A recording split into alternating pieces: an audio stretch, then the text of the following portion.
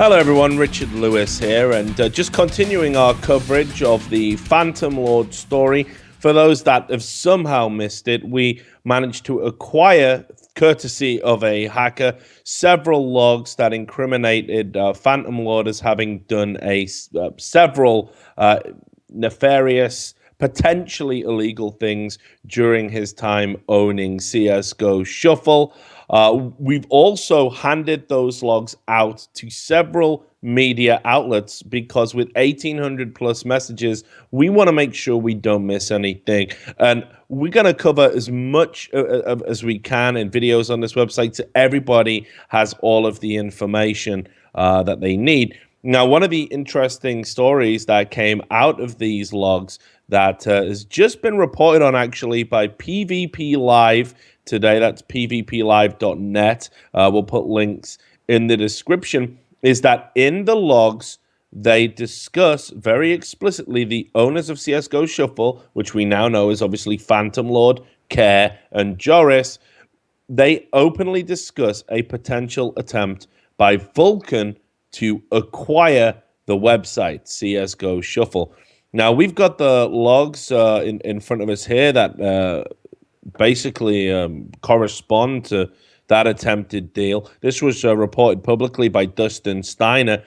Doesn't seem to be a story that's particularly blown up as things stand, but I definitely think it's interesting for a variety of reasons, which you will see by the end of the video. Now, just in these logs, which I'll read to you, you can see here, Joris says to Phantom Lord, I'm going to engage the conversation with the Vulcun guy about their acquisition proposal. I'm curious about what they want to do, because if they bought Jackpot, that's referring to another site, CSGO Jackpot, they kept the staff.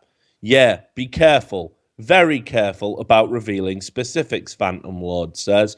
That obviously points to him wanting to obscure his involvement with the project. But they do know a lot already, so it's up to your judgment, he continues, as the jackpot system is pretty much the same as ours. I think they pretty much just want the OP skins payment sent to them, and they keep it, and we get a flat payment now. Consider it. Joris says, I'm just going to gather some information about their intentions for now. Okay, good. Inform me if you learn anything vital. Okay. Then Joris continues, got a quick call with a guy. At first glance, it looks like what I was thinking. I'll have more details to give to you soon, but it definitely sounds like a huge dildo up our ass. Then it moves on. Joris says, I forwarded you this anal proposal. Joris quite anally fixated in this exchange dated the 28th of August 2015. Phantom Lord says, let me take a look. Then the fuck? What's the lump sum? Probably like 20,000 or some bullshit. This is shit. Joris says, I agree. And then Phantom Lord continues, and payments from a company for 3 years. No, thank you. Zero insurance to how long that would actually last. And then Joris sums up the deal by saying, give us your money and we'll give you a part of it. So you can see there they weren't satisfied with this proposal by Vulcun. And it's quite interesting that Vulcun were even considering buying CSGOShuffle or any of these sites because, as you may or may not know, Vulcun used to own some fantasy betting sites. So fantasy sports, fantasy esports, Vulcun were very big in driving that in the early days when that was supposedly the latest license to print money. However, as we know, FanDuel, DraftKings, sites like this were shut down after it was ruled that this wasn't a game of skill, that it was actually gambling the same as anything else. And we saw sites be affected by that in esports, including Vulcun and Alpha Draft, which were the two big ones that came into the space.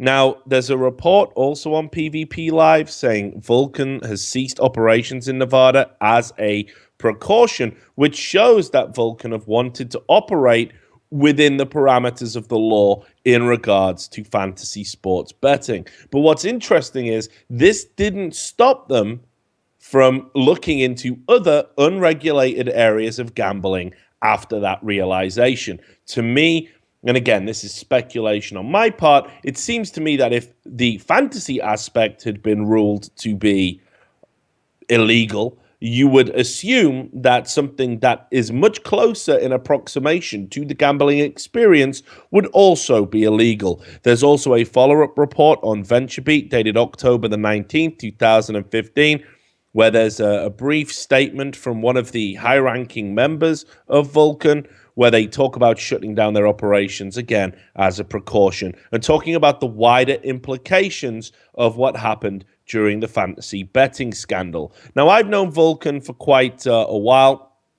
I've reported on them numerous times. I have never heard of Vulcun really being associated with anything that makes me think this is a company that will operate in an ethical manner. That's my personal opinion. For example, on April the 10th, 2015, many CS fans will remember that I reported it was ESL, Vulcun, and Twitch were in talks to create an exclusivity league, including all of the CSGO top teams that would only compete in one place in ESL competitions, and Vulcun were involved in those talks, which took place in the Twitch offices. I reported on that, like I say, in April. Also, I've had several things where I've been past Vulcun decks for sponsorship deals where they have looked to put together tournaments, and ultimately the amount of prize money that they're laying down into the tournament itself, they're asking for way more money back in sponsorship, which, okay, you say, Richard, that's normal, but this is a huge startup at this time. They literally were boasting about having millions and millions of dollars to spend to get started up. Instead, what I've noticed with Vulcun is they have a tendency to hop around to whatever looks to be the quickest way to gain profit, and indeed, they have now acquired sites like CSGO Jackpot and look to acquire this CSGOShuffle. Now, I can tell you a story that I think is worth having on the record because several people have been coming to me since the break of this gambling story, and they've been telling me, why won't you take a look at Easy Skins? Is it because you're friends with Henry G? Is it because it's in the UK? Why are you being biased? So I've been sent multiple videos. I've been sent all of this conversation logs. I've been sent details about another deal, which I also think is worth mentioning. So Vulcun were also looking to acquire the small site Easy Skins, which was a UK-based site founded by Henry G, not in secret, which was designed to operate in a similar fashion to a lot of these lotto, jackpot, roulette, gambling sites that we've seen become more popular up until recently. Now, Henry G was meant to meet a Vulcun representative, I believe it was at DreamHack Summer, to discuss the possibility of selling his website Easy Skins. This is obviously last year. And Vulcun were offering $50,000 up front, but said the rest of the money would be paid in equity. During this negotiation, they boasted about having $20 million of investment money and how they would be able to just simply acquire the site outright if they really wanted to, but they wanted to form a meaningful partnership. Now, Henry G, he turned down this move to Vulcun, so Vulcun resorted to some dirty tactics. Easy Skins had been partnered at the time with some popular CS streamers, which included Hatton and Steel, but these individuals had also been sponsored in some form by Vulcun. So according to multiple sources at this time, Vulcun had partnered with CSGO Jackpot, and what they were saying was they were sharing marketing budgets, whatever that means. This now somehow gave them the leverage to be able to go out and offer much larger sponsorship deals. So they then invoked a rule saying that anyone associated with Vulcun could no longer be associated with any other gambling site, even though at this time we know they were trying to acquire multiple gambling sites. And Easy Skins got told the people that you have promoting your site can no longer do that. After a long period of time, a long debate and arguing back and forth, it was agreed that Vulcun would allow Easy Skins to keep Hatton, but Steel would have to go over and promote Vulcun and could no longer be sponsored by Easy Skins. This is just an example of how Vulcun have operated continuously in this space. And I know that the report on PvP Live has been updated with a comment from another Vulcun representative who has confirmed they explored the idea with Shuffle And they say they never issued a formal team sheet offer or other written offer. And they say they denied owning any stake, major or minor, in any CSGO skin site of any kind whatsoever. So this massively contradicts information that they themselves have put out there while negotiating with other sites. It doesn't make sense. It doesn't ring true. And I'm very curious as to why Vulcun are all of a sudden adopting this stance, given that they've been associated with things like this in the past. Now, just to wrap up this video, because as you will notice, I'm trying to keep these a lot shorter.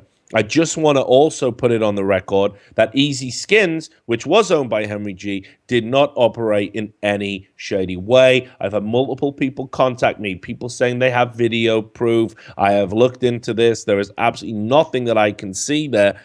They paid their affiliates, some of which have been named. There were other ones. I don't need to name them. They have done nothing wrong, but they paid their affiliates in skins only. No money changed hands, and the agreement was that you can keep anything you wanted, but if you gamble on the site and won, you had to give it all back. No one in the Easy Skins management ever placed a bet on the site. Nobody was ever able to rig rolls or outcomes, and Henry G was open from day one about his ownership and involvement with the site, even going as far as to sponsor a team very publicly, which we took the piss out of him for at DreamHack London, when they were actually able to beat some Australians, I believe it was.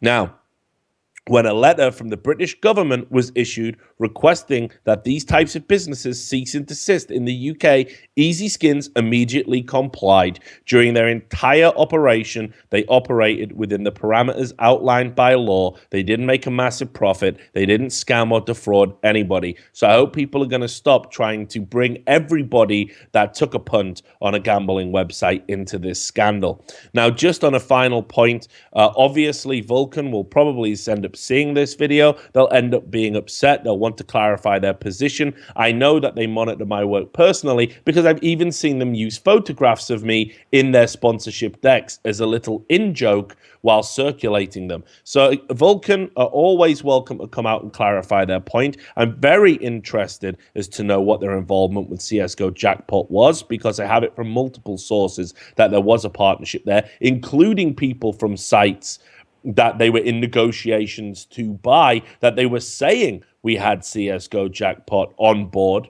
as part of their negotiation tactics. So I extend to Vulcun an invitation. You can come on the show. You can provide me a written statement. You can find me, and I want your position on this clarified once and for all, because I think with all of these stories that are coming out, people need to know what businesses have been affiliated with these types of websites, so people can make informed decisions about whether or not to support those businesses moving forward.